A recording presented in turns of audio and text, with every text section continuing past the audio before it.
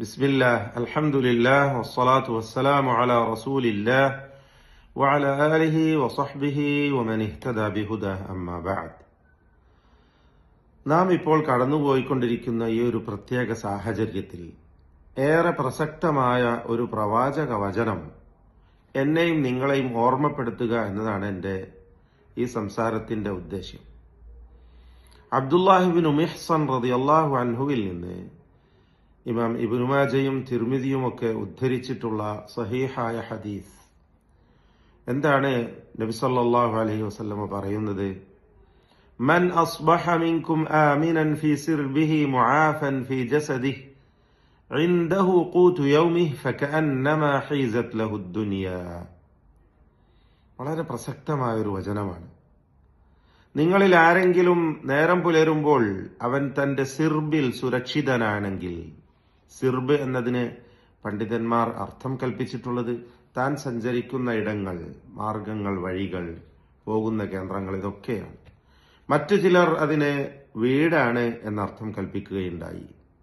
അപ്പോൾ ചുരുക്കി പറയാം, വീടായിരുന്നാലും നാം പോകുന്ന ജോലി സ്ഥലങ്ങളും വഴികളും എല്ലാം തന്നെ ജീവിക്കുന്ന സാഹചര്യം മൊത്തത്തിൽ സുരക്ഷിതമാണെങ്കിൽ, അമ്നുണ്ട്, അവിടെ യാതൊരുവിധ പേടിയുടെയും ഭയപ്പാടിന്റെയും സാഹചര്യമില്ലാത്ത വിധത്തിൽ സുരക്ഷിതത്വം അള്ളാഹു നൽകിയിട്ടുണ്ടെങ്കിൽ, മുആഫൻ ഫീ ജസദിഹി, തന്റെ ശരീരത്തിൽ ആഫിയത്തുണ്ട്, യാതൊരുവിധ രോഗമോ മറ്റു വേദനയോ പ്രയാസമോ, ജീവിക്കുവാൻ, എഴുന്നേൽക്കുവാൻ, ഇരിക്കുവാൻ, പോകുവാൻ, വരുവാൻ, ഭക്ഷിക്കുവാൻ, കുടിക്കുവാൻ, ഇതിനൊന്നും തന്നെ യാതൊരു പ്രയാസവും ഇല്ലാത്ത വിധത്തിൽ നമുക്ക് ആഫിയത്ത് അള്ളാഹു നൽകിയിട്ടുമുണ്ടെങ്കിൽ, ഇൻദഹു ഖൂതു യൗമിഹി, അന്നത്തെ ഒരു ദിവസത്തിനുള്ള ഭക്ഷണം അവന്റെ കയ്യിലുണ്ടെങ്കിൽ, ഫകഅന്നമാ ഹീസത് ലഹു ദുനിയ, അവന് ഈ ദുനിയാവ് മുഴുവനും തന്നെ ലഭിച്ചവനെ പോലെയാണ്. ദുനിയാവ് മുഴുവനും, ഈ ഭൗതിക സൗകര്യങ്ങൾ, ഈ ലോകം മുഴുവനും അവൻ ഉടമപ്പെടുത്തിയവനെ പോലെയാണ് എന്നാണ് പ്രവാചകൻ സല്ലല്ലാഹു അലൈഹി വസല്ലമ നമ്മളെ പഠിപ്പിക്കുന്നത്. എത്ര പ്രസക്തമാണ് ഈ ഒരു സാഹചര്യത്തിൽ ഈ വചനം എന്ന് ആലോചിച്ചു നോക്കൂ.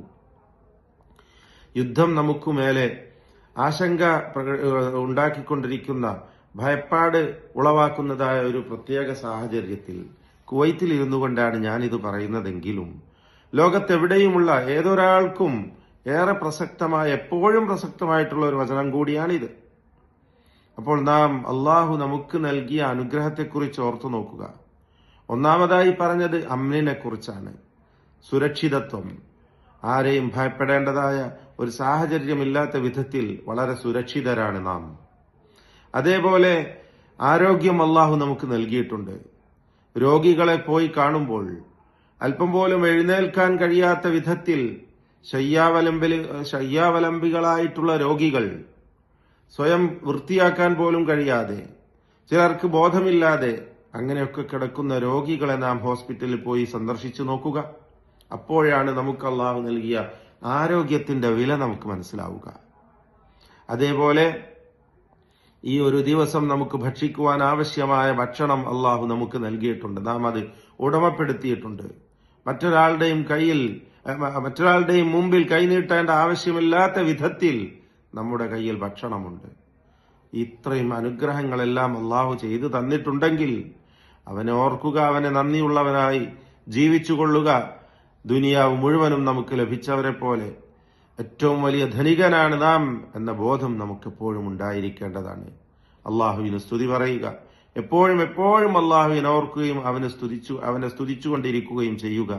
ഇതാണ് നാം ഓരോരുത്തരും ചെയ്യേണ്ടത്.